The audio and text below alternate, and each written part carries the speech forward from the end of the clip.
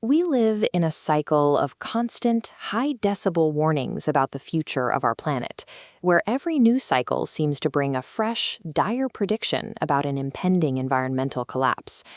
The Louder with Crowder channel recently took aim at this phenomenon, releasing a video that attempts to document 50 years of climate predictions that they claim never actually came to pass.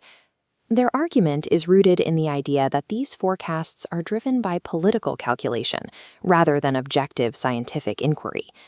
They define fear-mongering as a specific, intentional strategy used to manufacture public consent for sweeping policy changes and expanded government control. To understand how this argument works, we have to look past the headlines and deconstruct the specific historical timeline they use to build their case against modern science. The timeline begins in the 1940s, an era when experts were sounding the alarm over imminent global famine and the total depletion of natural resources. Instead of the predicted scarcity, the following decades saw the United States expand its industrial reach, eventually becoming a net exporter of oil. By the 1970s, the narrative took a sharp turn, as scientists began warning of a crisis that looks like the mirror image of today's concerns, a period of intense global cooling. Far from being a fringe theory, these warnings were amplified by major publications like The Washington Post and Time, presenting the trend as an established scientific concern. The most dramatic forecasts of this era suggested that a new ice age would be fully established by the year 2000. This data tells a different story. While the cooling predictions trended downward, the actual recorded temperatures for the year 2000 were among the warmest on record. By placing these missed forecasts side by side with the actual outcomes, the skeptic creates a powerful visual argument intended to strip past experts of their authority. In the late 1980s, the focus shifted to the threat of rising sea levels. High-profile locations like the Maldives and Lower Manhattan were given specific dates for when they would supposedly be underwater. As those deadlines passed without incident, skeptics noted a recurring pattern. The old dates were abandoned and replaced with new ones set decades further into the future. This scrutiny intensified in the 21st century, with a specific focus on the public warnings issued by former Vice President Al Gore. One of his most publicized claims was a hard deadline for an ice-free Arctic Ocean, which he stated would occur by the year 2013.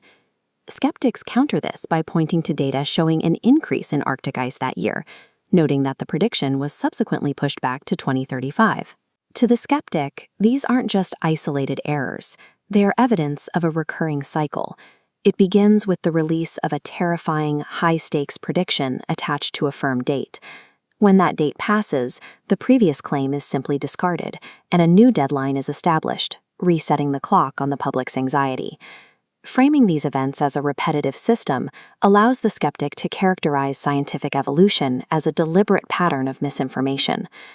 This 50-year retrospective is designed to undermine the most significant pillar of modern climate science, the 97% consensus among researchers. The source video doesn't just question this figure, it instructs its audience to reject the very idea of consensus as a valid form of evidence. They argue that the same appeal to majority opinion was used to validate the cooling scares of the 1970s, suggesting that being in the majority is no guarantee of being right. In this framework, consensus is viewed not as a result of shared findings, but as a political tactic to end debate and silence dissenting voices. This strategy is effective because it bypasses the need to engage with the technical complexities of modern climate models. By focusing on the track record of the past, the skeptic makes the current data feel inherently suspect. The goal is to use historical misses to plant a seed of doubt that makes any call for urgent action today seem like just another iteration of a failed prophecy. It leaves the viewer with a question that is difficult to answer through data alone. If the experts of the past were so consistently wrong about the deadlines, how can we be certain that the warnings were